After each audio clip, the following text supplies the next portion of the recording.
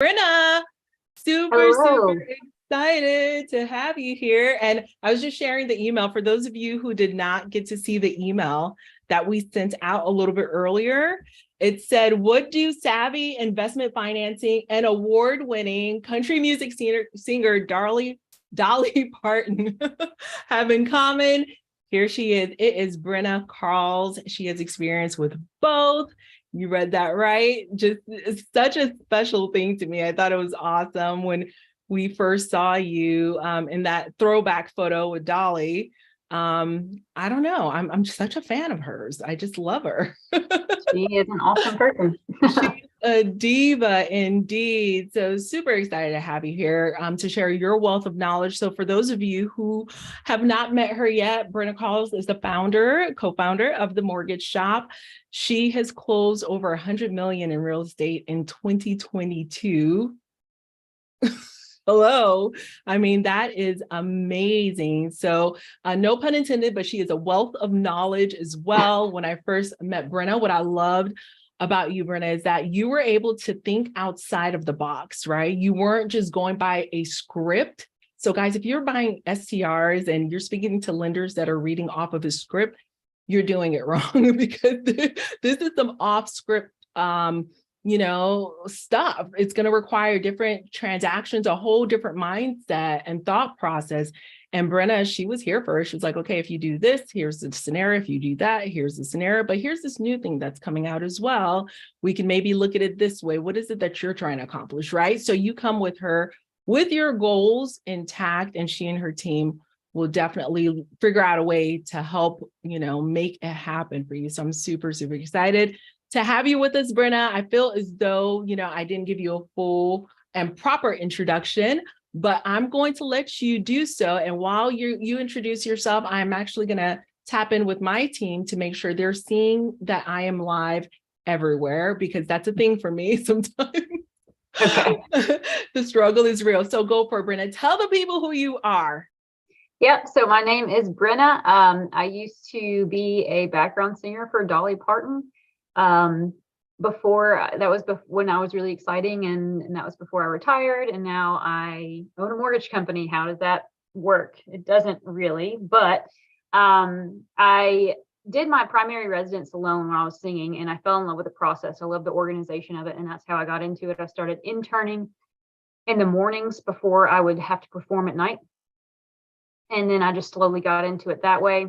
I actually fully stepped into it after the wildfires happened in our area in the Smoky Mountains, and I knew that was my sign to get in it full time. And then ever since then, I've just been hitting the ground running. We closed over 200 million in loan volume last year for our clients, and I opened up a company that specifically specializes in short-term rentals, long-term rentals, and vacation home loans. So apparently that was a niche that needed to be filled with knowledgeable people. I've got knowledgeable, well-established loan originators on my team. I have some that I've trained that were previous investors of mine. So they come with a wealth of knowledge of being their own investor, as well as being a seasoned loan originator trained by me. So you're not just working with somebody that doesn't know what they're talking about in investment properties. They all know how to manage them and everything like that. That's awesome. And what I love about you too, Brenna, is you're an investor as well, and you have a passion for short-term rentals. Can you tell us a little bit about how you started in this journey? Yeah, so my family has owned cabins in the Smoky Mountain area for a long time, so I've always been around it. Back in like the 80s and 90s, it was really popular to have a management company over it, and that was kind of really the only way. And honestly, I tell a story. I remember one time I wanted to book a cabin because ours was booked already. And I had to go on Craigslist, and then I had to meet this guy in a gas station, shady, and get the key from him to go to the cabin. So it's like, it's come such a long way since then. But yeah, so that's how I started out in it. That's how I, knew the Smoky Mountain area really well. And then I wanted to expand my knowledge in all tourist areas, like on the East Coast first, and then now on the West Coast. And so I have one in the Panhandle. We have a property here. My next place I'm probably looking might be New Mexico. I don't want to give too much away but that's the area me and my husband are looking. currently. So yeah, we look, I research areas, I go to those areas, I figure out what restaurants are good there. It's not just about buying the property. You need to be a good host and know the area and recommend things so you can be personable. So it's this whole thing that we can show you and introduce you to. Oh, I love it. I love it. Yeah. And that guest experience is a huge, it makes a huge difference. And speaking of guest experience, I see, oh my gosh, there's a weirdo. There's a troll in the Facebook group. I am not exactly sure where they're coming from, but it's all good. All right. So I see you, Elena. Welcome, welcome. Let's see who else is here. Let us know if you're here with us, guys. For the members that were in the mastermind a little bit earlier, I was telling them I'm going to do a roll call because unfortunately, I know that it's been a struggle for some of you finding me. So if you're here, say hello, give a thumbs up, let us know exactly where you're from and where you're looking to invest. And I'm super excited to share our illustrious Ms. Brenna Carles. She has a wealth of information for those of you who are just joining. Okay, so Andreen says she's here. Marcy is here. Kamal is here. Welcome, everyone. Okay, awesome. All right, so there are different types of loans and loan products, right, Brenna? Yes. All right, so let's talk about it. First of all, we have a few different members inside of the community. Some of them are full-time, employed. Some of them are entrepreneurs. Just a variety of different aspects to their, I guess, the way they procure their livelihood, right? And I know that's going to impact the types of loans that they potentially can qualify for. So let us know, what are some of the products that are out there? What are the numbers looking like? I know some things were favorable last year, they weren't so favorable now, and vice versa. So give us the scoop on which loans we should be looking at for our phase of life right now. Yeah, so it just depends on what stage you're in, right? So if you call this, I'm going to say, what are your long-term goals? Let's rewind and see if they match up with your short-term goals.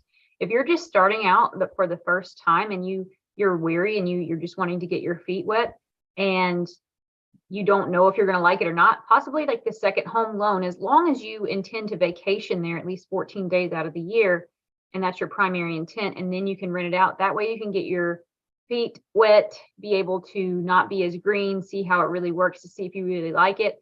That is a low payment with a 10% down. And then if you are experienced, you're like, all right, I love this area, I already have one, I want to get another one, you can do 15% down investment only. The new 2023 conforming loan limit is up to 726.2, so 726,200. That is the loan amount, guys. Your purchase price would probably be in the 815-20 range. So keep that in mind. So that's quite a large loan amount to be conventional. Anything over that and you're doing investment only would be considered a jumbo loan. And that's traditionally 20% down. So it just depends on what your goals are, what price range you want to be in. We also have DSCR. So let's say, hey, I want to expand my portfolio as quickly as possible. Let's say we're a little down the road in the year in May. You've already bought 3 properties and you're capped debt to income ratio wise. Then you can look at the DSCR loan, because that loan does not go off of your personal income or personal debt. It goes off the property you're purchasing's proposed monthly rental income and the proposed monthly mortgage payment. So that one's a good option if you're trying to expand as quickly as possible. I always say try to get the conventional financing first if you can, because it is an easier loan. It is better terms. But DSCR is always optional, for you. And then you can also close in an LLC with a DSCR loan. Oh, I love that. I love those recommendations. And so what if, for instance, we can't use a DSCR or a second home loan? What other options are there? So DSCR, most people should be able to, because it doesn't go off of your personal income, right? So when you do a DSCR, it's basically an asset-based loan. You have to show 20% down. We do have DSCR products that are allow gift funds. For that product. Normal investment only loans do not allow for gift funds, so keep that in mind. And then we look at the property or the area you're purchasing. So if it's a 2-bed, 2-bath with a view, we're going to look at all 2-bed, 2 baths with a view within a 3 to 5 mile radius from that property that has sold within the past year. We look Okay. at that rental income, and that's how we come up with the rental income for that property. So I have a lot of people who are like, hey, my husband has, the W-2 job. I have my own little business, but I haven't filed for 2 years, let's say. And Okay. they still have good credit. They can do a DSCR loan. So that might be a better option if they're trying to get creative and they don't have that employment history or their debt to income ratio is capped. Now, conventional wise investment, if you can qualify debt to income wise, let's say your debt to income ratio is a little high, that's fine because you can use what's known as proposed rental income on that property that you're purchasing. So kind of like DSCR, it's just adding to that monthly income of your W-2 job, let's say. So there is a way to offset that mortgage payment in an investment only loan. And so your debt to income ratio would obviously decrease after we put that in place. Second home loans, you cannot use projected rental income. That goes off of strictly your personal debt to income ratio.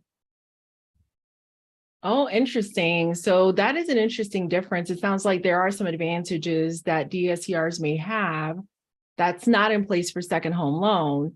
However, the DSCR are typically higher in interest rates than the Because DSCRs. like you have to think the investors that provide the DSCR loan, they're qualifying you up based off of hoping that you do well and manage that property well. So with higher risk comes higher interest rates. Gotcha. Keep that in mind.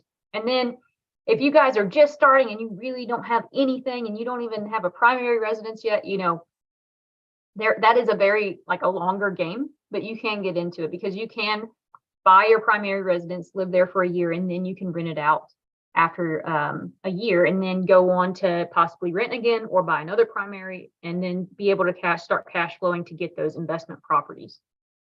Yeah, I love that strategy. I know we had a cardiologist in our group who did not have a primary. And so that was kind of new to me because you can't get a secondary if you don't have a primary. It's like, oh, duh, You actually right? can. You can get a second home and not own your primary. Oh, you can, you said? Yep. Oh, so with the second home loan or Yep. you would need, okay. Okay, so that's good to know. That's good to know. So if you're out there. Now, guys, if you've heard that you can't, it's because the lenders have what's known as an overlay. So we like strictly underwrite to Fannie Mae and Freddie Mac, which are the buyers on the secondary market, right? Mm-hmm. Then some lenders will have what's known as overlay, so rules on top of Fannie Mae's original rules. So if they don't allow you, that's just because that's their own rule. Fannie and Freddie allow you to have a second home loan even if you don't own your primary residence.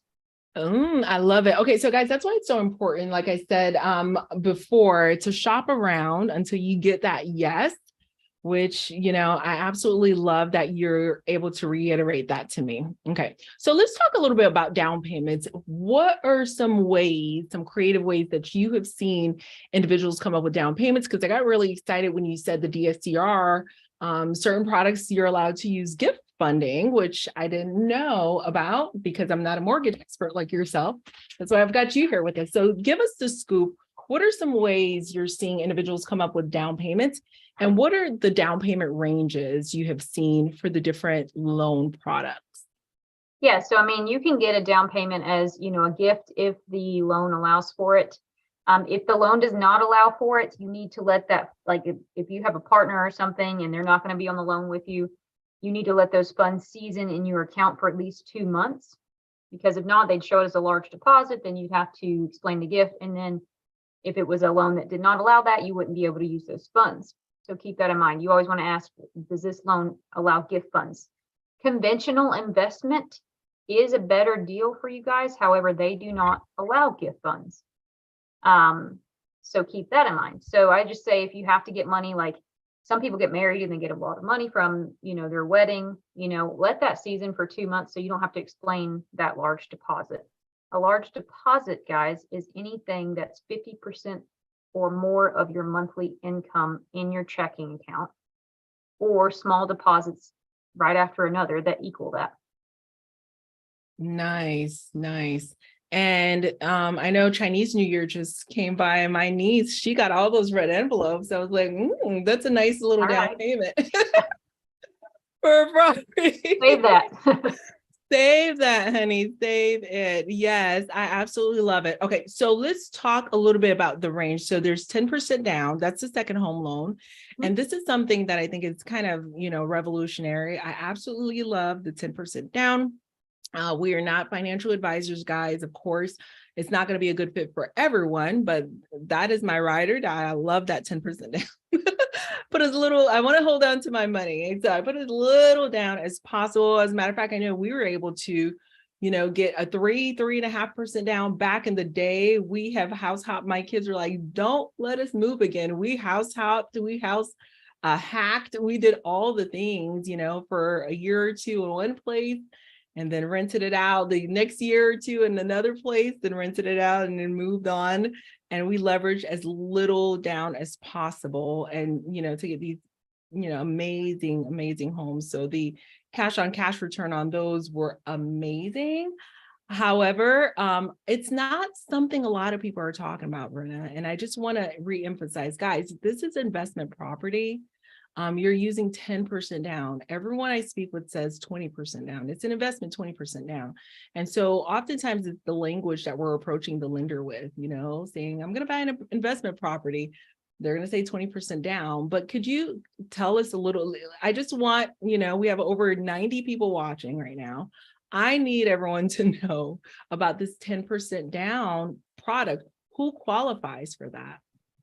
So yeah, you don't want to commit mortgage fraud, right? You don't want to go in and say it's a second home and then not ever vacation there and use it just for an investment only. A second home, you need to vacation there at least 14 days out of the year. Keep in mind, if you have two second homes, then that equals 28 days. 14 for one, 14 for the other. So keep that in mind. You do have to visit there, vacation there, and it has to be the person that's on that loan. It can't be your sister that's not on the loan. Right. And then Fannie and Freddie allow you to rent it out when you are not occupying it. Again, some lenders say you cannot rent this second home out at all. And if they do say that, then that's just their rules. And it means that they don't specialize in that specific product. Their investors don't really like that kind of product. So you do want to work with somebody that knows what you're talking about and trying to help you with your goals. I love that. Okay. So yes, so those are the rules around it. And I love that. I would love to vacation in my, vacation home 14 days out of the year plus. So that I check off that box. What about the other parameters? What's an estimated credit score that's favorable? I don't know if that's something we can speak about. What's what are some of the DTIs that are going to, be favorable? A lot of our members have student loans that they're, duking it out with. Could you give us a little bit of insight there? Yeah, so your minimum credit score for conventional can go down to 620. Obviously a little bit higher would be preferable, and then your interest rate will be a little lower if your credit score is higher. And then your debt to income can go up to 50% if Fannie Mae or Freddie Mac approve it for the conventional. For jumbo loans, it can go up to 45%. Some lenders will say 43. We're at 45%. So we run those numbers for you and let you know. DSCR loans require at least a 680 credit score. So you do have to have a higher credit score than that 620. Conventional is a little more lenient on that. Okay, awesome. And as far as other parameters, would you say for the second home loan, is it strictly limited to W-2 workers, or what if someone has had their business for years and years? What are the rules there? Yeah, it's just any income that you make. It doesn't have to be W-2. So a lot of our buyers have complicated tax returns, like an LLC within an LLC within a business, like that can get complicated. So we're used to that. Their rule of thumb is just to have 2 years history of being self-employed. So if you're not, this is your second year, well, guess what? The DSCR loan would probably work for you until you get to that 2-year mark. So just rule of thumb, you want to have 2 years of employment history for conventional, 2 months bank statements, things of that nature. Okay. And again, that is for both conventional and DSCR, or just conventional? Okay, conventional. Okay. And so the advantage of DSCR is you're not going to dive into the personal income as much more So we so don't of the do it at all. property? Like, we don't look at Okay. it at all. So it's good to leverage that loan to add to your portfolio as you're trying to grow your portfolio, but your debt to income ratio is capped for that year until you file your tax return and show that rental income on your properties. Okay, awesome, awesome. All right, so guys, for all of you who are here, we have Brenna here. Brenna has had years and years of experience with short-term rental lending, so funding for your short-term rental. Take advantage and get your questions answered. She is one busy lady, and I'm so grateful to have her here with us tonight. So dive in, let me know your questions. Okay, so I do see a few, and I love this, guys. So what's your thoughts on investing in a container home, Brenna? I know the lenders love that. As of right now, you cannot get conventional or DSCR financing on a container property. However, I love I love container. However, you may want to save up money to put, all cash in. You may find a hard money lender that can help you, but as of right now, container homes are not supported as a residential type of property that can be lent on. Okay, so let's talk about that a little bit, Brenna, because I know this is going to extrapolate and expand to maybe like a glamping dome or a yurt. Let's talk about some of the ones that wouldn't necessarily qualify and some of the ones that would, and maybe we wouldn't expect it, like maybe a tiny house. So tell us, what are some of the rules around that? So anything that's normal can probably be lended on. So if, I've seen these treehouse properties go up, which is really cool. I don't know if I'd personally want to stay in one because I'm a little scared that a tree is just holding up all of our weight in a bed and all that stuff. And I wouldn't even dance in there. So yurts, glamping, tiny homes are included in that. However, I'm pretty sure you can get commercial loans on tiny, like if you're building like 5 tiny homes in a little area. I think some banks may do that, but they're very few and far between. And a tiny home, I believe, is considered anything under 550 square feet, 500 to 550 square feet. Yeah. Yeah. And then single wides, most places do not do single wides. There are some banks that do. It's just a higher interest rate. So usually double wides and up. Awesome.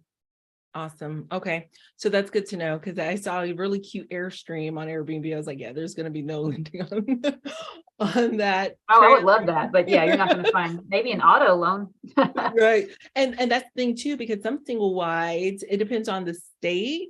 Those are considered vehicles. And so it's more of a titled. Yeah, a title. Yeah, right. Okay, so Marcia, I am so happy to see you. Marcia is asking, how far does a second home have to be from the primary? Ooh, Great that's a question that I get asked all the time. Give it to us, Brenna. All right. So there is an exception to the rule. However, I'll tell you the rule of thumb is usually 45 miles away from your primary residence, but I'm going to give the Smoky Mountains as an example. Smoky Mountains houses Pigeon Forge, Gatlinburg, Sevierville. All of that is in what's known as Sevier County. Another town in Sevier County is called Seymour. Seymour is mostly comprised of primary residences. It doesn't have the moonshine. It doesn't have the mountainous views. It doesn't have the cabins. It doesn't have the great restaurants. I'm pretty sure me and a realtor the other day were like, where can we eat in Seymour? And I'm like, nowhere. So it's completely different than Pigeon Forge and Gatlinburg, right?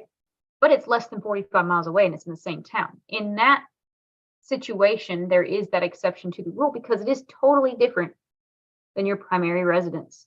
And then on the other end of that spectrum, let's say you live in Destin and you want a second home in Panama City. Those are 45 miles apart. However, it's the same crystal clear blue waters, same restaurants, basically same type of vibe. So you're going to have a really good explanation to that underwriter as to why you want a second home there if you live somewhere almost exactly like it.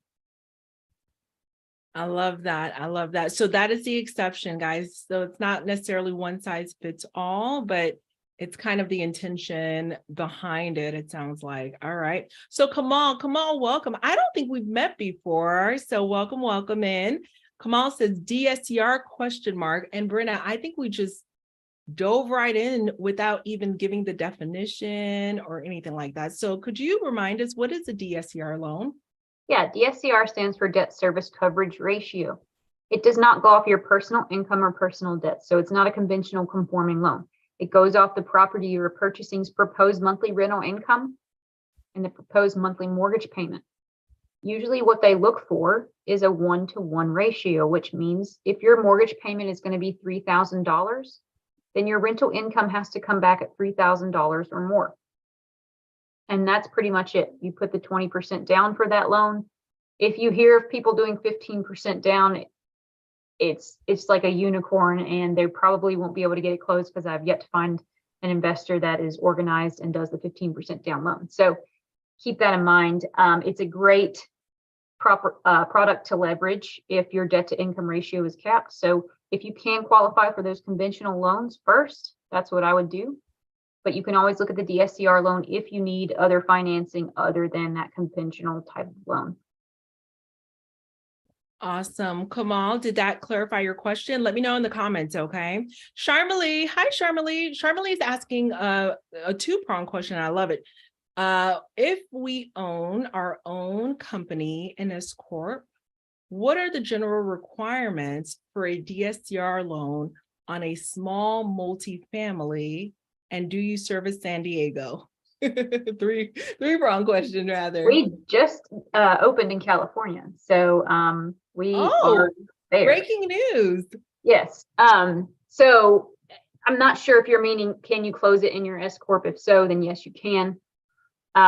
If you own your S Corp and you want a DSCR loan and if you just want in your personal name, then it doesn't matter if it's an S Corp. It doesn't matter because we're not looking at your personal income. But if you're asking, if you want to close it in your S Corp, you are allowed to do that. Awesome. Awesome. And I would say, Sharmali, also talk to your tax accountant, your real estate tax accountant about that as well. If you intend on doing cost segregation studies to offset your passive or active losses. I don't know all the terms, but make sure you talk to your tax accountant as well, because I got spanked for trying to close my S Corp. All right. Next question. For a first-time investor, is it best to get a primary property or is an investment property okay?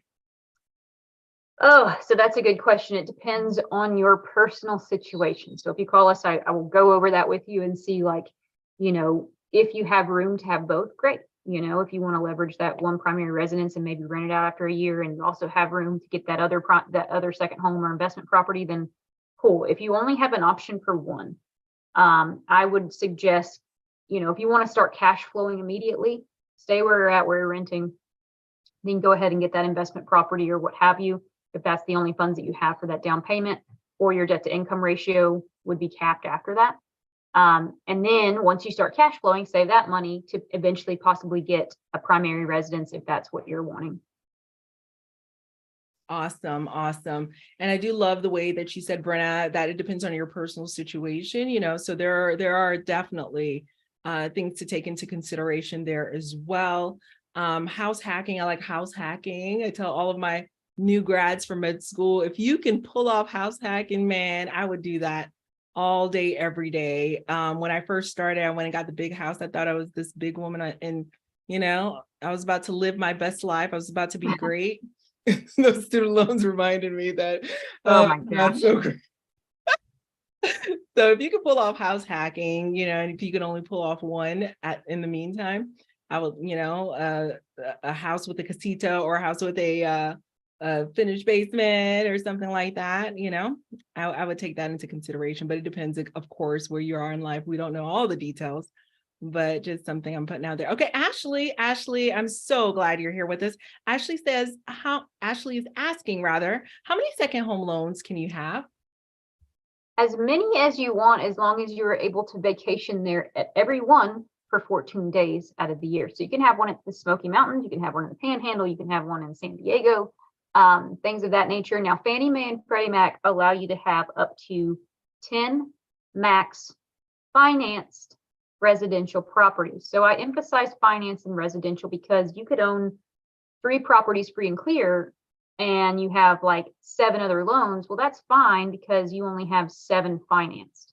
You still have room for 3 more if your debt to income ratio allows for it. I emphasize residential because a lot of you are those, doctors, and you ask me, I get a question from you guys a lot. Well, does my office practice count? No, because it's commercial in nature.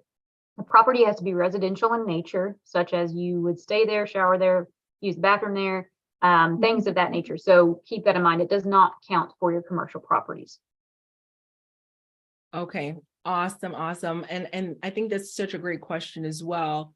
So Ashley, I would say what had stopped me personally from like getting all 10 when I was like getting close to it was debt to income. So that's sometimes, where you end up transitioning from, conventional to a DSCR, because that's usually the bottleneck. You can probably, sustain 10 if your debt to income was, able to support it. So I think that's going to be the bottleneck as well.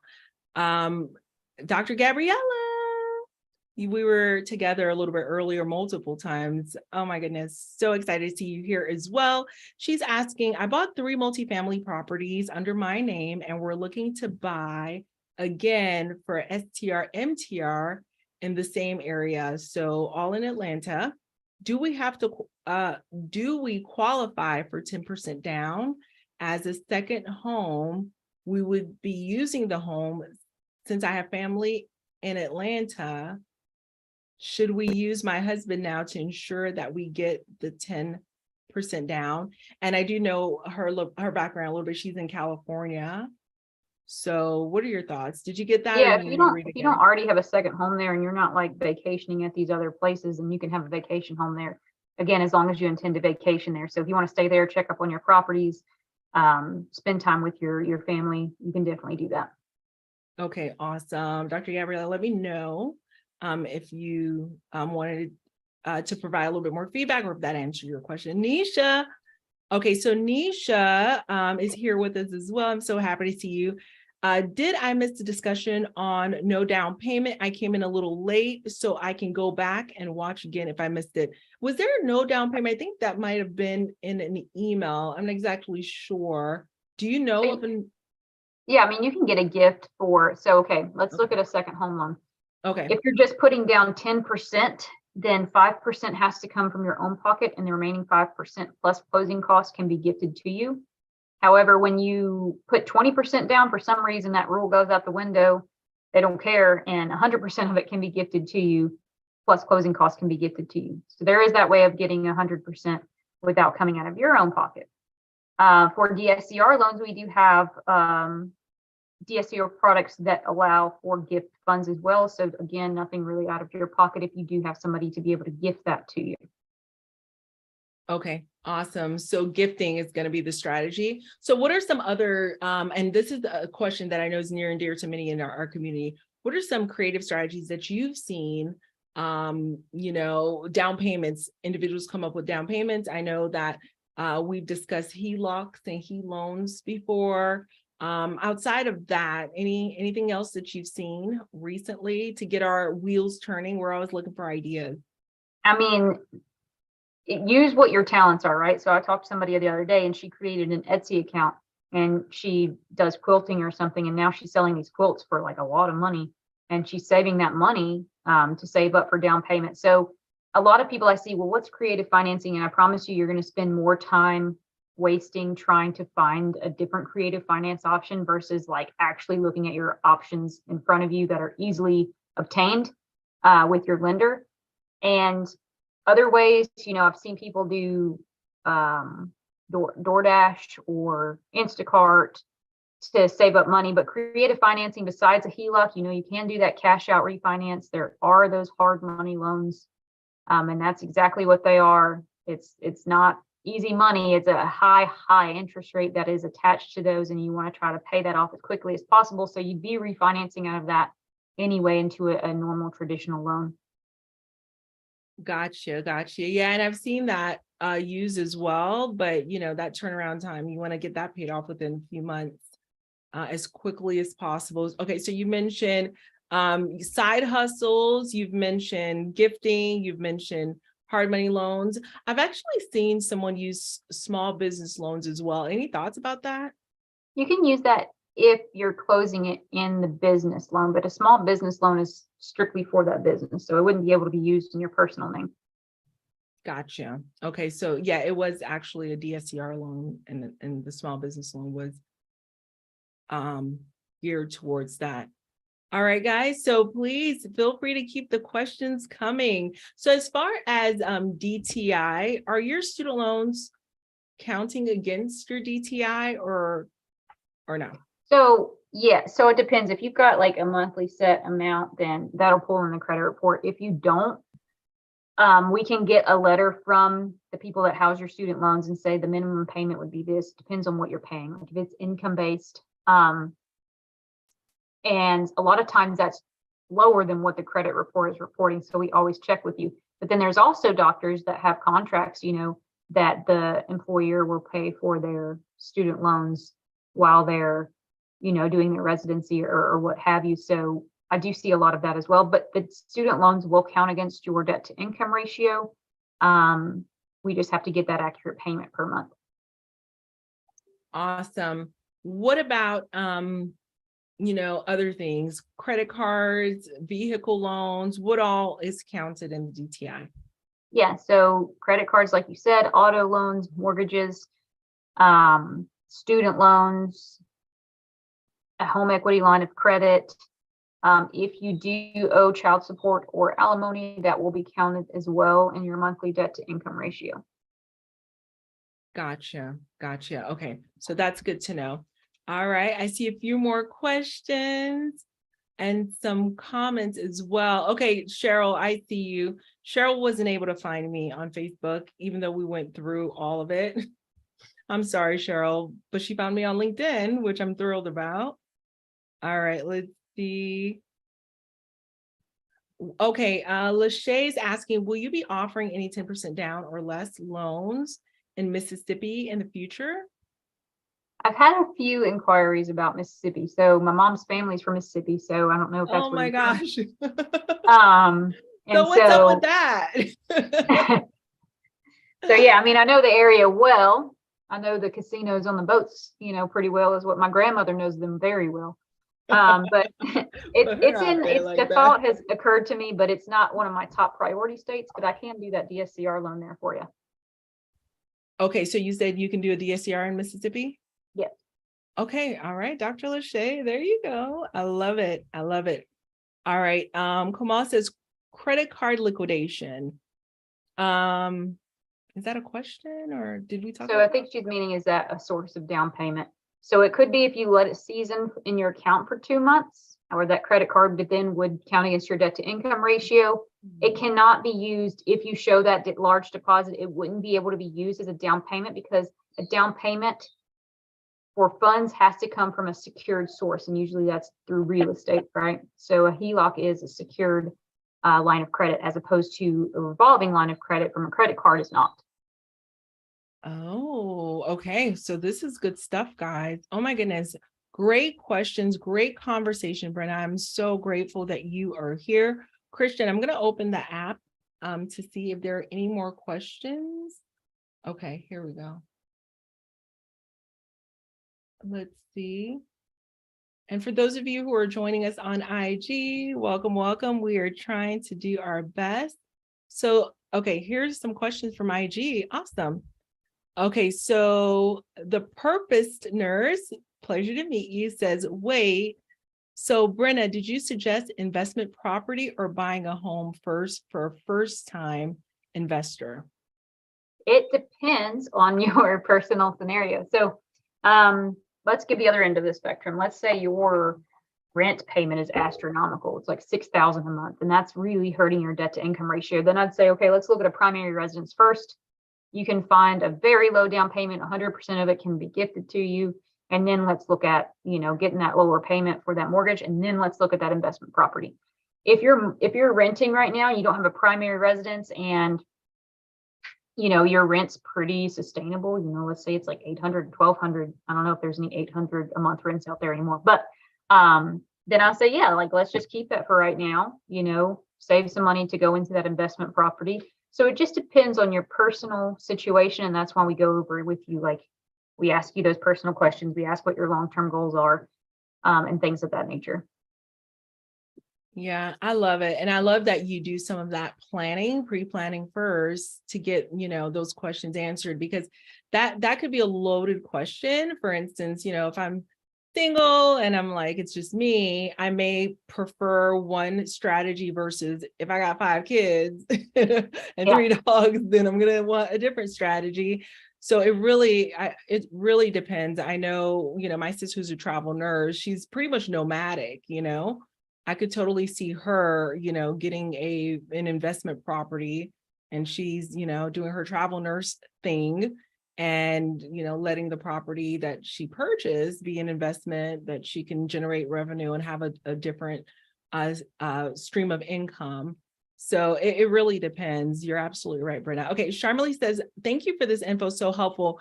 Brenna, are you willing to share how we may connect with you? Okay, yeah, let's do that now. Might as well. Of course.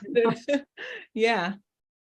So I can put it in the chat, or I don't know if I can see the chat. So maybe you can put it in the chat. You can put it in my chat, and then I'll hand it to Christian. She'll share it everywhere in all the places. So okay. Brenna, for those of you who are just joining, Brenna is the founder of The Mortgage Shop. She works also with Avery Carl, the short-term shop. I saw Avery ringing that bell on Wall Street last week. Yes. I had all of the FOMO. That was amazing. So doing big things. Again, what I love about Brenna is she figures it out, right? Everything is figure outable. So she'll let you know. She doesn't pull punches. She'll let you know if, something can be done and what strategy, to look at, or, if it's a little bit of a waiting game until we can get to where we're wanting to get to. So definitely tap in with her. And what I love about Brenna is she's an educator in the space also. So she's big on making sure that we know what our options truly are. So I love that.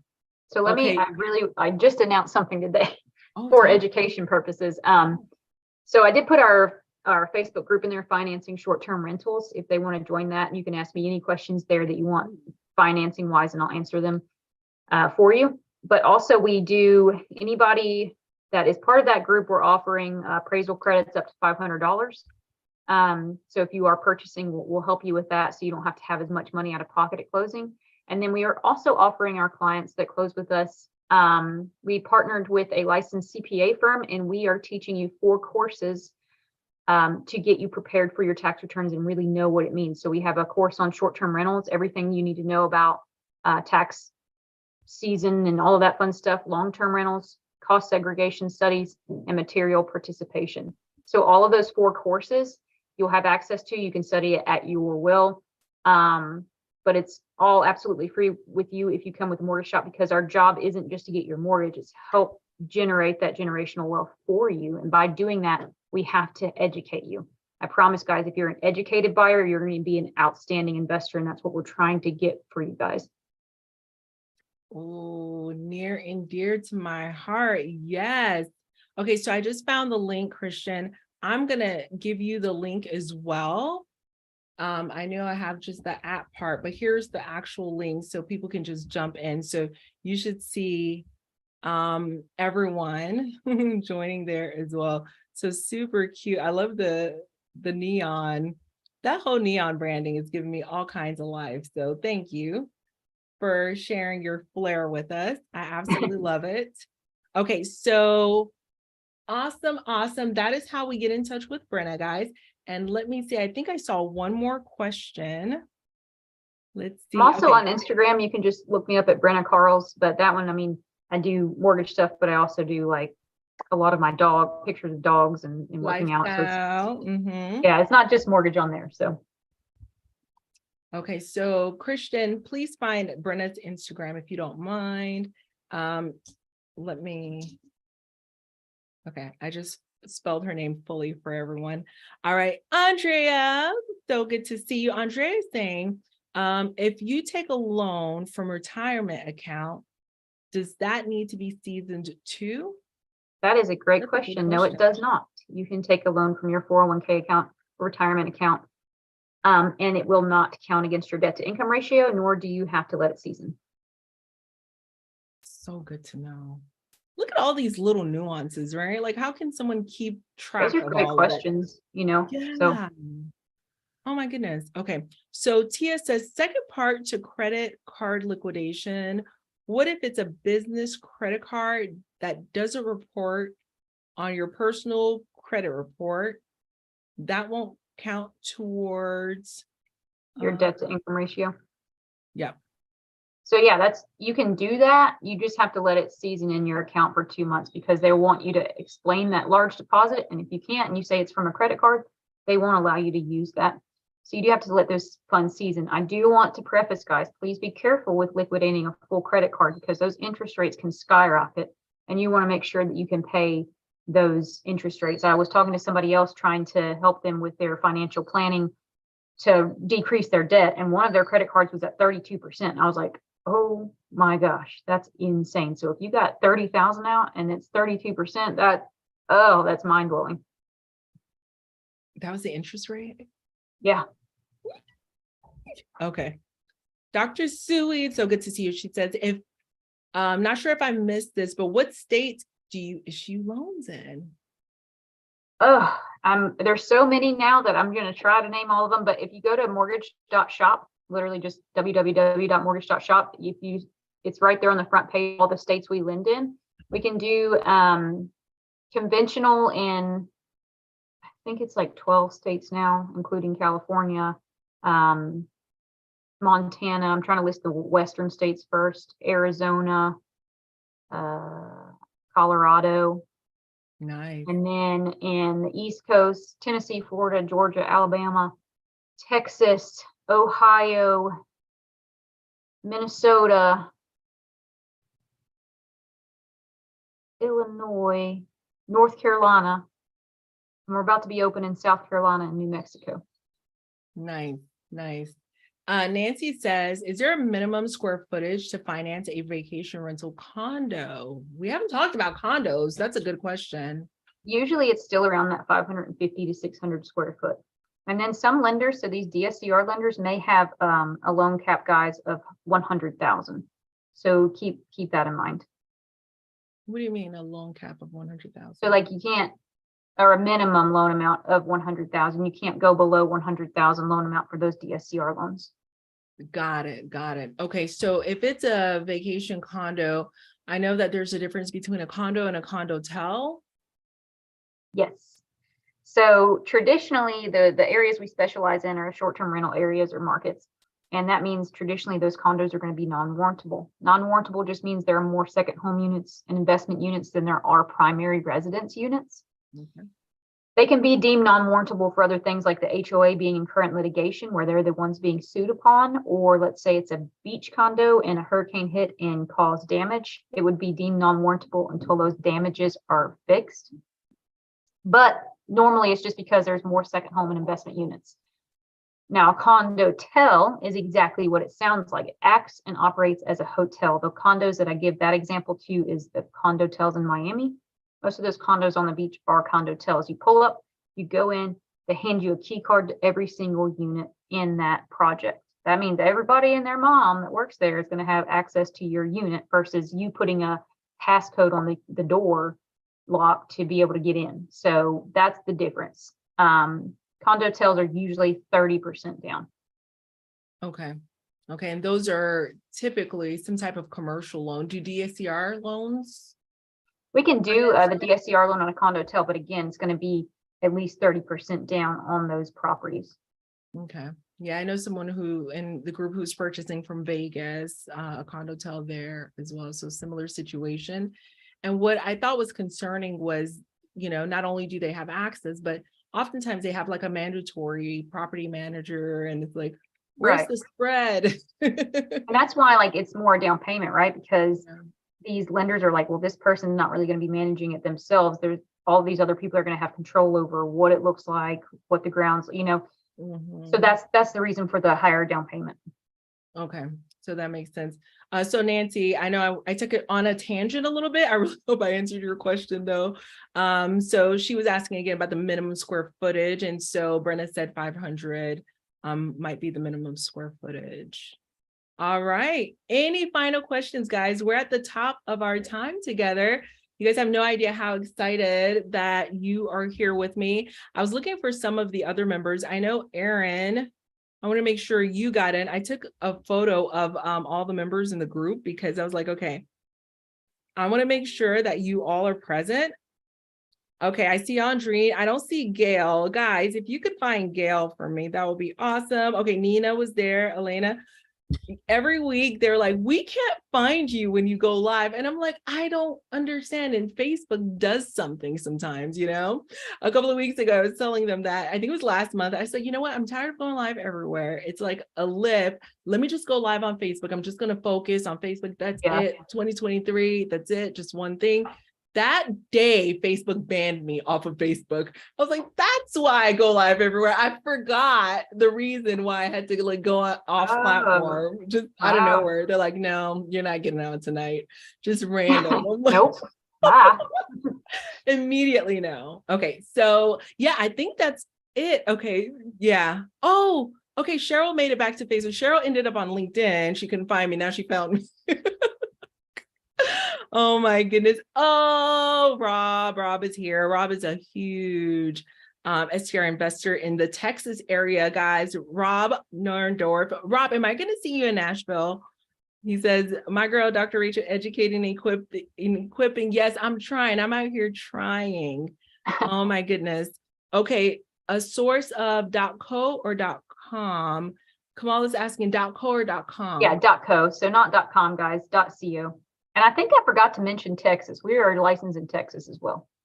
Awesome. Okay, let's see. Yeah, I think that's it. Oh, hang on. I don't think I asked this question. Did I ask about a HELOC for the entire? Can HELOC be used for the entire 10% down? Yes, it can. We just have to take whatever you pull out and put that against your proposed debt.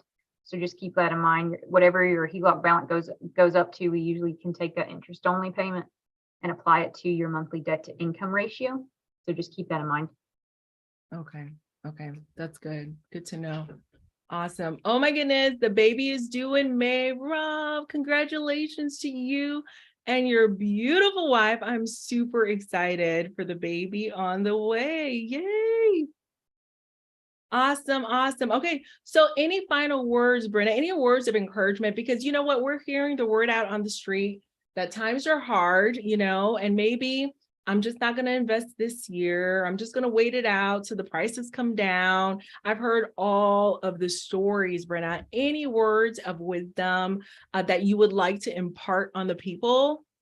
Yes, I'm about to get on my soapbox, y'all. Come on. Times are going to be hard if you never take that first step. Always. Times will always be hard if you don't take that first step. I encourage you to be educated and don't be like, everybody's like, oh my gosh, the interest rates. Be educated behind what that means. So when you call us, I say, you know, let's say your interest rate is this, but the payment is this. What we look at the payment with you and see if that makes sense. It's going to be different for everybody dependent upon your cash flow goals for the month. Some of my seasoned investors, you know, right now will just get a property and they'll break even because they are planning on refinancing within the next year. With that being said, people are like, oh, I wish I'd have bought in 2021, blah, blah, blah. They're going to say that again right now because this is what happens. Interest rates go up, right? So then less people start offering on the properties, which means less competition. So when we had the COVID rates, as I call them, the really low interest rates, there could have been 75 to 100 offers on one property. And it's just like, it's really rare. And I saw somebody like people offer 100,000 over asking. 100,000 for everyone's in. I'm going to need you to come back to me if you're multitasking. 100,000 over asking. I was like, my members in my community were getting beat out. I was like, I'm sorry, we're not doing that. Not today. No. So my experienced investors are like, yeah, I'm going to break even right now because they don't have competition. They're going in at asking, or, you know, maybe if it's been on the market a long time, or under asking, or they're asking for seller credits, depending upon what it is. Just like that happened fast, didn't it? Just like that, like from over asking to under asking, less than a year. like, oh my gosh. So they close Yeah. on it, and guess what? Now interest rates are probably going to lower. You're probably going to start to see interest rates lower, in May a little bit. They're not going to go back to what COVID was, but you'll start to see them level off, right? Mhm. And then guess what? Everybody else is going to join the rat race again. There are going to be more offers on properties, and then it's more competitive. Well, Bob here, that's an experienced investor, bought when the interest rates are a little bit higher because they had no competition. Now he's refinancing, and guess what? He already has that property. He's already cash flowing, and he doesn't have to compete with somebody. So always keep that in mind. Don't follow the crowd like, oh, if the interest rate's high, then I'm not. Well, why is it high? Ask yourself, have I looked at the numbers with my lender yet? Have I ran the numbers with them to see if it makes sense? Or if it's just a little too steep, if the numbers aren't working, maybe I need to look at a different property or price range or different area. There's different areas that are cheaper than some. So there's always that option. But you will not grow as an investor until you educate yourself as an investor. A lot of these people looked very smart buying during COVID because the interest rate was low. However, that's not like that anymore. You have to be educated. You have to run the numbers. You have to learn how to run the numbers. And that's why we don't just do the mortgage. We educate you behind that and help you do that so you can make sure that that's, you feel good about that investment going forward. And now I'll step off my soapbox. So good. Guys, did we bring in the heat or do we? Marcia's already saying my house sold for $60K over asking. Come on. Yep. Look, Marcia, yes. She said, run me my coins. I love it. Okay, so what is a good area or market to start in as a first-time investor? I'm in California. My heart goes out to you. Yeah. So that's a loaded question too, Brenna, but go ahead, tap in. What do you think? Yeah. What's a good area to start? And so it's obvious to me by that question, you're not looking to invest in California. Let me know, Hallie. I know a lot of people are looking outside of California. California has exorbitant purchase prices, so I'm assuming so. It depends on what your purchase price is, like range. So if you're in that 700 to anything above 700, the Smoky Mountains might be good for you. Destin, Panama City, the same thing. Panama City is a little cheaper than Destin. On the East Coast, other cheaper places like Outer Banks. There's Boone, Banner Elk, Blowing Rock, which is North Carolina. It's more of a adventure-y hiking place outdoors. You can bring your dogs to the national park as opposed to not being able to in the Smoky Mountains. So there is that option. It's a lot cheaper than the Smoky Mountains, like Pigeon Forge, Gatlinburg.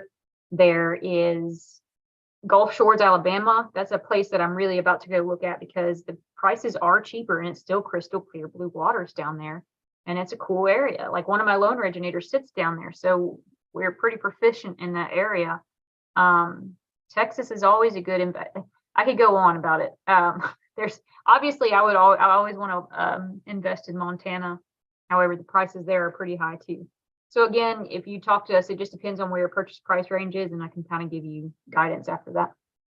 Yeah, absolutely. And I love the fact that you went over, okay, this is outdoor adventure. This is a beachy area, so it really, you're right. It depends on what your goal is. Because ultimately, I really believe that you should look at, investing in places that you would enjoy going to. Exactly. I know it's not always, ideal, but you want to enjoy it too, right? You have to be there 14 days out of the year anyway. So forced vacation, I definitely recommend it. If cycling and mountain biking is your jam, look in those areas, that are outdoor adventure, and if it's, the crystal clear blue waters, the Emerald Coast is amazing, absolutely amazing. So I love it. All right, Marcia says, where in North Carolina? So you named a lot of places in North Carolina. I would love for you to go over them again. So Marcia, we have a lot of people investing in like the North Carolina, quote unquote, Smokies as well. And then there are some areas also. So go ahead, Brenna, let us know. So I forget the terms. My husband's in wildland fire, but on the Smoky Mountains on the Tennessee side, it's a national park and you can't bring your dogs in there and all that stuff. But on the North Carolina side, I think it's just called a national forest. And you are allowed to bring your dogs and go biking. You can't bike in the Smoky Mountains in Tennessee. So on the opposite side, right across the line, is that Boone Banner Elk Blowing Rock. And those all are very adventurous. Like I've rock climbed there. We hike there. My husband's there a lot with fire, clearing land and stuff. So that area is pretty adventurous. Dog lovers, it's cool. They have water bowls on the side of the street for your dogs. I'm always a fan of that. And Outer Banks. So if you want a beach on the East Coast, Outer Banks is a really good location because it is cheaper than the beaches that are in Panhandle or Emerald Coast and Gulf Shores. I think it's cheaper than that, but you have to keep in mind, guys, it's not going to be blue water. So I vacationed in Outer Banks my whole life growing up, and you can't see through the water. So it's more, Really? yeah, the food there is awesome because the fishing there is awesome, right? Because the murkier the water, apparently, the better the fishing, but the food is great.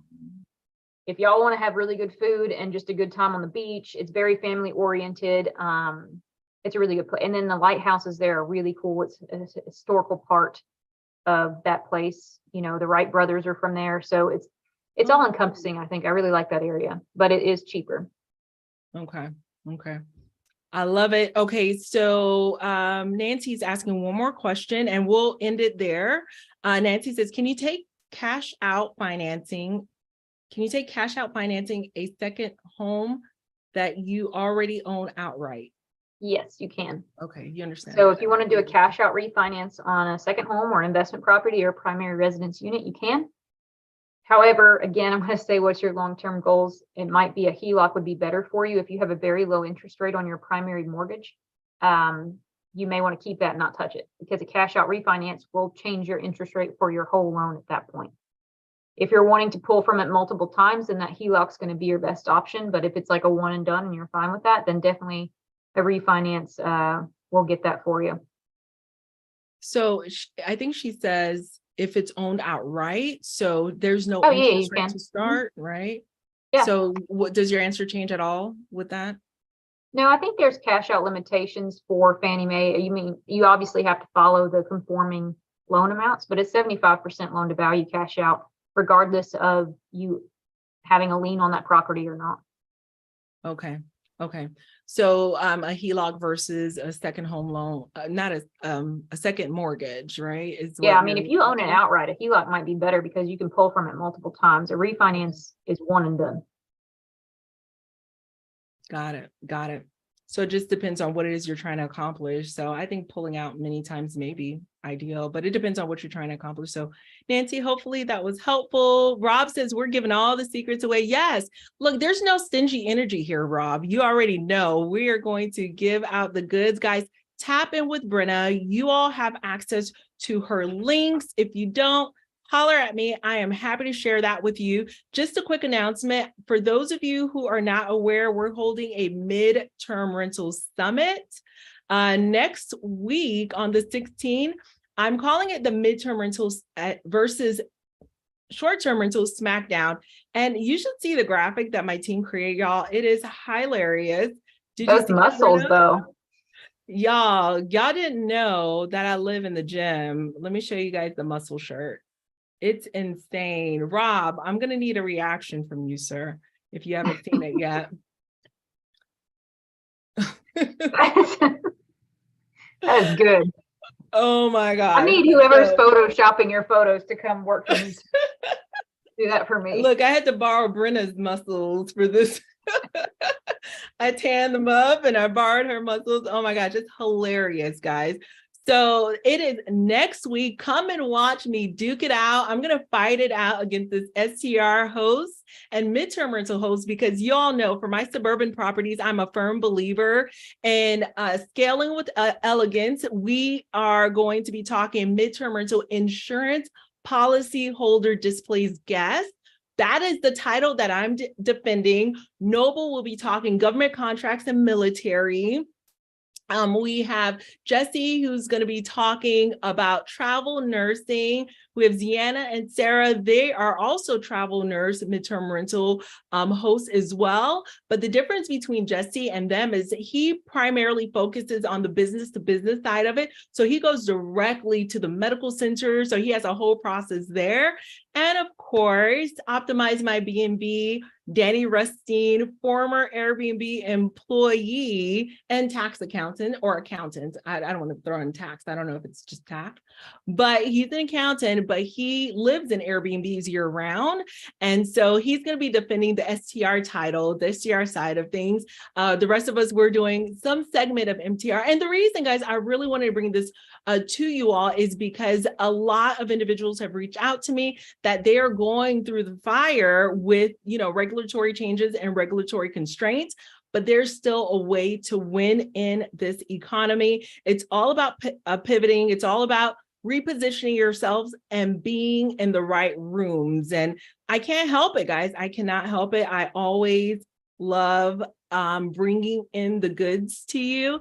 And so join us. It's going to be 3:30 p.m. Oh, it says February 26th. I thought it was February 16th. It says February 16th. Okay, right here, 16. This here says 26. Oh. No. I'm pretty sure it's the 16th. So let's do this. Christian, let's see. It's $47. So there's a cost to it, guys. I hope that doesn't break the bank too much, but it is next week, February the 16th. Here's a more civilized photo of us, guys. Here's how we really look in person. We're not really these gym buffs, MMA buffs or anything like that. But Christian, I'm going to hand you the link.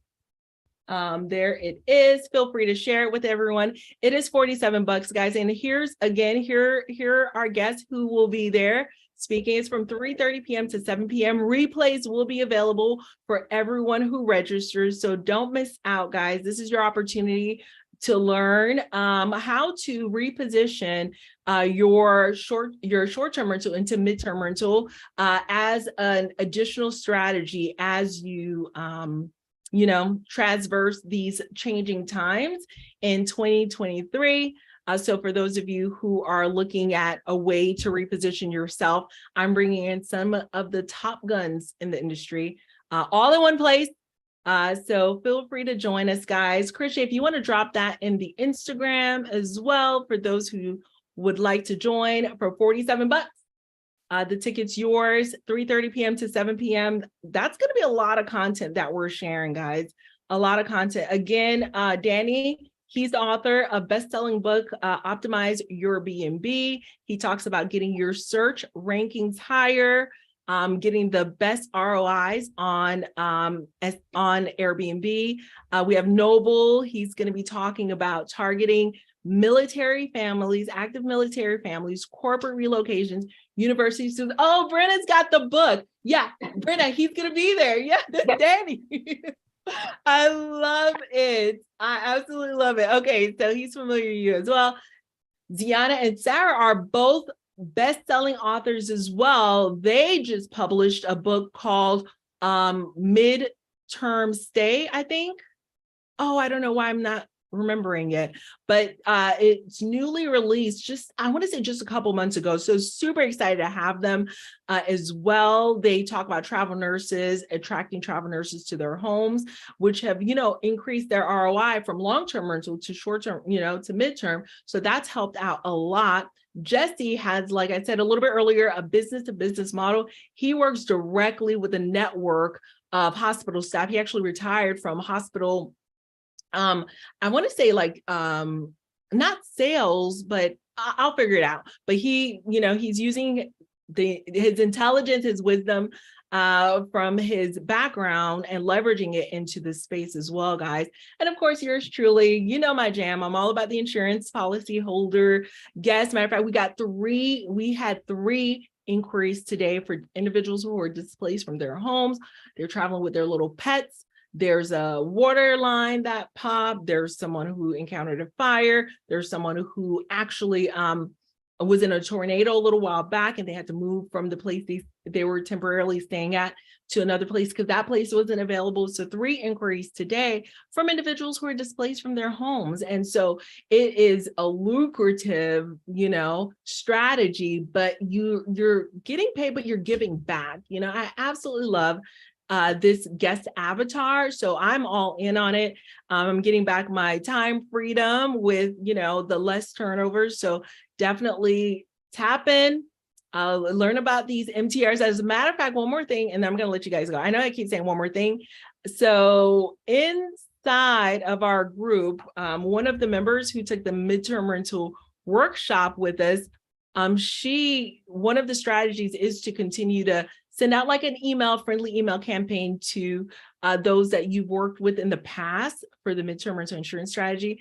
And so she went ahead and she took a page out of the book, and she says, during the last call I attended, Rachel suggested I send a monthly newsletter to any insurance placement that have reached out to me personally, already paying off. First screenshot is what I sent. Here's today's response. So on the 25th, she sent this little, blurb. Dear Lisa, I hope you're well. Since you've reached out to me in the past, I just want to let you know our current furnished rentals available in Denver area. And then she listed those two. And then today, today she got a response. Hi, Sarah, do you have anything to offer for 3-month stay? Moving ASAP. The insurance company, so someone's in need, and it's usually like that, right? It's moving ASAP. They're not planning to have a fire, 6 months from now. It's like, we need something ASAP, and there's a process there. And so Dr. Sarah, she took, she took the lesson, she ran with it, and now she's about to host a midterm rental guest for 3 months. And you all know with supply chain and contractors, right? Is it really gonna be 3 months? Y'all, my 3 months turned into 11 months. Okay, so I'm here for it. I love it.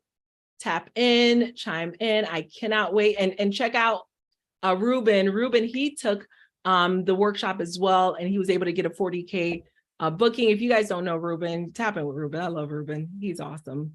Anyway, Brenna, massive thank you to you. I know we went way over time. Guys, definitely tap in with Brenna. She always has a lot of amazing education stuff going on. And I joined the Facebook group, Brenna, and I look forward to joining all the courses that you guys are offering as well. So thank you, thank you, thank you. Awesome. Thank you so much for having me. Awesome. Okay, guys, I love you guys to the moon and back. I will see you next week. And hopefully I'll see you at the SmackDown.